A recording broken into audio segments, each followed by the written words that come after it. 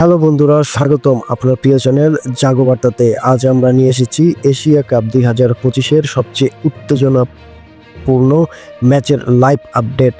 শ্রীলঙ্কা বনাম আফগানিস্তান খেলা চলছে। ইতিমধ্যে গরম গরম খবর দিয়ে শুরু করছি। আফগানিস্তান 14 ওভার শেষে 90 রানে 6 উইকেট দিয়েছে, আর ইব্রাহিম জাদরান 24 রানে আউট।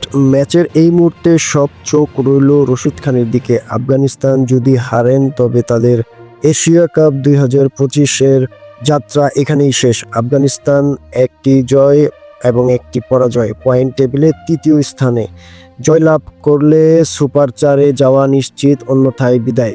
শ্রীলঙ্কা জয় তাদের শীর্ষ স্থানে পৌঁছে দিবে।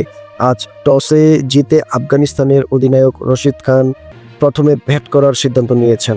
বন্ধুরা, এই ম্যাচটি দেখে বোঝা যাচ্ছে এটি হবে একটি রোমাঞ্চকর সমরাঙ্গন।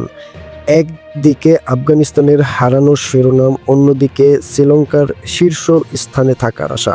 আপনি কি মনে করেছেন আফগানিস্তান কি রশিদ খানের নেতৃত্বে আবারও জয় ছিনিয়ে আনতে পারবে?